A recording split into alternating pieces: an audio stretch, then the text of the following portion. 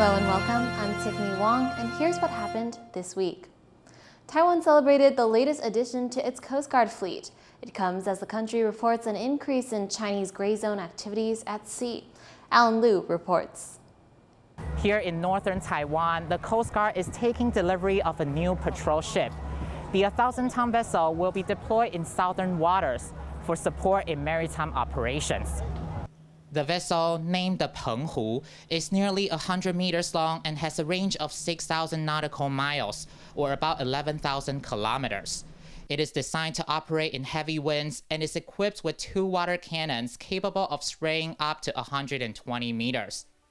This class of patrol vessel is designed to manage a whole host of operations in Taiwan's offshore waters: law enforcement, fisheries patrol, search and rescue missions, and response to gray zone activities.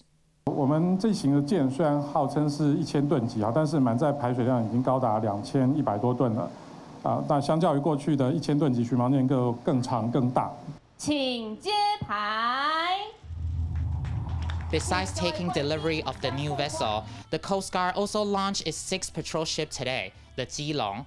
Under Taiwan's Coast Guard Vessel Development Program, the government plans to build a total of 141 ships by 2027. Only 2 vessels remain to be delivered, one 1,000-ton and one 600-ton patrol vessel. 这指的其实是我们国建国造，其中有关于海巡筹建海巡舰艇发展计划即将完成最后一块拼图。 On Monday, Reuters reported that Chinese Coast Guard and research vessels were spotted around Taiwan 55 times in June, a 120% increase from the same period last year. Some of the Coast Guard vessels were converted from Chinese military ships, raising concerns here. Taiwan's Coast Guard is meant to counter this kind of activity. As China continues to step up its gray zone activities at sea, demand for Coast Guard ships is also growing. By 2027, Taiwan plans to build a new fleet of similar vessels to help manage increasing threats. Devon Tai and Ellen Lu in Keelung for TaiwanPlus. Lawmakers are at odds with the cabinet over the budget for a drone industry development plan. Industry insiders and experts are voicing concern over what this could mean for the sector's future. Larry Isiano reports. Legislative debates over spending are focused on Taiwan's drone industry once again. 但是不应该为了政党利益、政治恶斗破坏产业发展。 The cabinet approved a drone industry development plan worth roughly $1.4 billion, looking to expand market demand, improve technology, and refine regulations. The goal is to make Taiwan the center of a democratic drone supply chain, not reliant on China. China is the current market leader for drones, and many countries are seeking to lessen their dependence on its products. That presents an opportunity for Taiwan, if it can take advantage of it. 其中在市场面的部分，透过政府公务采购扩大内需，并以台湾卓越无人机海外商机联盟带动业者拓展欧美日海外市场，建立稳定且可预期的市场需求。 But the plan has run into a roadblock. On Wednesday, opposition lawmakers voted to freeze the full amount allocated for this year, after originally proposing to cut the budget altogether. Legislative approval will be needed before the funds can be unfrozen and used. Industry experts say this kind of legislative deadlock hurts the sector. 但是我们的电子大厂不愿意投入，当然除了一个是他们看不到有一个长期的可以有 sizable 的 order 一个量产。业者在这个领域其实投入是相当多的政策需要一个稳定长久的规划，让我们业者投入才会比较知道怎么去应对。在一个处于模糊的阶段的时候，其实会对我们业者在投入的评估会变得很困难。 Apart from the economic arguments, drones are vital to Taiwan's future defense strategy. They would help the country overcome its manpower disadvantage, keep shipping lanes open, provide reconnaissance, protect critical infrastructure, and more. What happens next is up to lawmakers, but whatever they decide will have a major impact on the industry's future. Justin Wu and Larry Siano for TaiwanPlus. Taiwan will host an airsoft shooting competition this weekend and show off several of its weapons systems. It's all to highlight the growing importance of whole-of-society defense resilience. Alan Liu is back with this report. An Apache attack helicopter touches down on the grounds of Taiwan's National Defense University, a showcase of the military's training achievements. Joining the Apache is a Black Hawk helicopter, mostly used to transport troops, carry out air rescue missions, and deliver supplies. Displays like these are a way to show off Taiwan's reserve forces and to attract the public's attention to defense. Taiwan has seen an increase of gray zone activities by China, which hasn't ruled out taking the country by force. 这个活动也是一个全民防卫韧性的最佳展演，的确也是在为接下来下个月的汉光演习做一个暖身。各任务机依指定航线进入任务区域。 The Special Operations Command also showcased Taiwan's growing drone capabilities. 2号目标，3号目标。 The demonstration featured FPV drones performing high-speed maneuvers, drones working in groups, and transmitting real-time intelligence. The goal is to integrate reconnaissance with precision strikes on the battlefield. And the events also feature activities for reservists, like an airsoft shooting competition.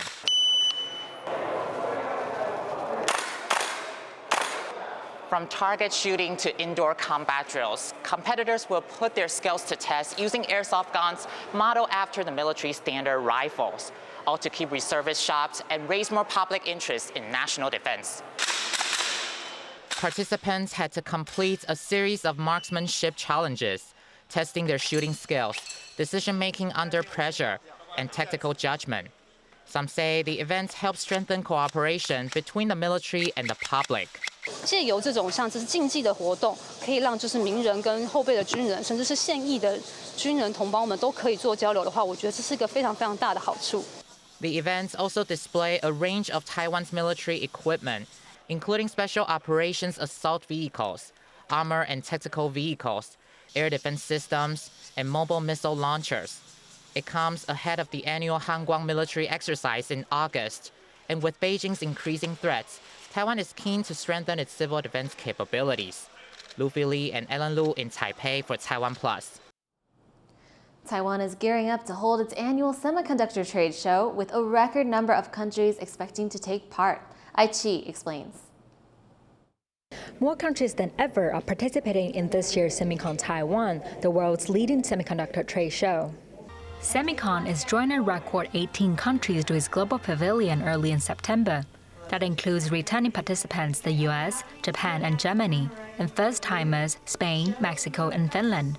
The record-breaking figure comes amid the AI boom, with Taiwan firmly at its center thanks to its technological expertise. AI is the main driver to drive the industry to grow, and especially in the AI era, Taiwan play a much more important role, no matter from the semiconductor manufacturing, as well as, for example, the AI server for the EMS. Globally, they also want to participate and also partnership with Taiwan. The global semiconductor market is expected to surpass $1 trillion by 2030. Taiwan dominates the global chip industry, making about 90% of the world's most advanced semiconductors. The AI boom has also reinforced the country's ties with the US, Taiwan's largest trading partner. American companies continue to make substantial long-term investments in Taiwan because Taiwan remains one of the world's premier destinations for semiconductor innovation. Companies such as Micron, AMD, Qualcomm, NVIDIA, Applied Materials, Integris, Amkor, and many others continue to expand their presence here because Taiwan offers world-class talent, trusted partners, and an innovation ecosystem unlike anywhere in the world. Beyond the record number of participating countries, this year's SEMICON is expected to also bring in unprecedented numbers of exhibitors and booths. With the AI boom going strong, Taiwan is expected to remain a global semiconductor powerhouse, attracting more international partners to its chip ecosystem. Klein Wong and Ai Chi in Taipei for TaiwanPlus. Taiwan's science minister says the country is developing its AI robotics policies to help people, not compete with China.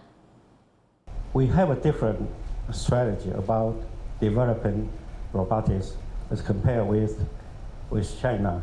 Our objective for developing robotics is that in the future we believe that AI will not be just a software resident in your computer or your handset. It will be everywhere to serve people. Minister Wu Zhengwen also addressed efforts to stop advanced AI chips from being smuggled to China. That includes closing loopholes involving third countries.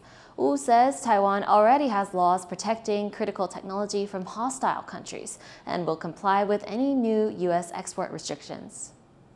If the U.S. government has released any restrictions for exporting, we will honor that because the U.S. is our very important, at this moment, is the most important market for us. Wu says any new restrictions imposed by Taiwan would need the legislature's approval. The annual Ocean Cup, an indigenous canoe race on Orchid Island, officially kicked off on Thursday, attracting huge crowds. Our reporter Sandy Chi has the story. Braving the waves and paddling toward one goal, victory in the annual Ocean Cup, an indigenous wind canoe race held on Orchid Island.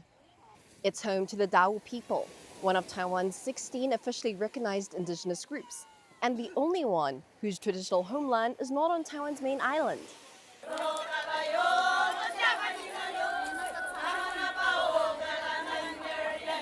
最传统的一个文化之一哈。那我们除了飞鱼，那除了船，除了跳舞，除了芋头，那最重要的就是我们这次的平板舟的一个竞技。我想，是除了让我们这些各村团结，然后热情，当然也是我们海洋文化的一个盛会。 This year's race carries extra meaning after sailors from the island completed a historic voyage, crossing to Batanes in the Philippines, aboard a traditional wooden canoe. Each year, one of Orchid Island's 6 Dao villages hosts the Ocean Cup, bringing together families and paddlers from across the island to celebrate their shared maritime traditions. And winning the race requires countless hours of training and team effort. Some even say they've been training in their sleep. 所以，譬如晚上的话，我们睡觉也是要，会划船，模拟在浴缸上面会假那个模拟会练习睡觉，假的在睡觉，然后，像这样子，差不多是这样。你就自己看我们这些桨手的脸，也是桨手的手也一样来，每个部落都一样，全部看我们的手都知道我们是怎么练的。一定有破掉这些手掌这边才可以去参加这些，我们的越野赛啦、1公里啦，或者是一些1人桨、2人船那种。 These wind canoes, known as tatalas, are closely tied to Dao men's fishing, transportation, and ceremonial practices. Women are traditionally not allowed to be around the vessels. 就是从以前我们的祖先就是这样告诉我们一代一代，就是认为女孩子因为有夜视来，也是生孩子之类，他们会认为是我们去碰那个船捕捞的时候会影响它的量。 But nowadays, the Ocean Cup includes women's races, with over 50 women competing. 去接触一下那个我们传统的那个平板舟，才知道男士在那个海边作业，因为在海上作业真的很不容易。那个坐在船上，那个海浪这样子一颠一颠的，有时候会晕浪。文化保留的角度来讲的话，其实已经都有呐喊女性在里面，对，所以是我们才会讲说。 我们这一代已经开始慢慢的在转换。其实文化的保留不是说一昧的遵循传统的文化，我们要与时俱进。对这些东西重要的是要由人来传递传承。For these competitors, winning the Ocean Cup is a big deal, but the most important part is about keeping traditions alive for the next generation. Scott Wong and Sandy Chi for TaiwanPlus.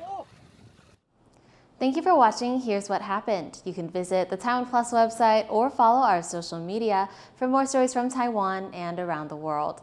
Finally, check out these dogs cosplaying at San Diego Comic-Con. I'm Tiffany Wong. Take care and see you next time.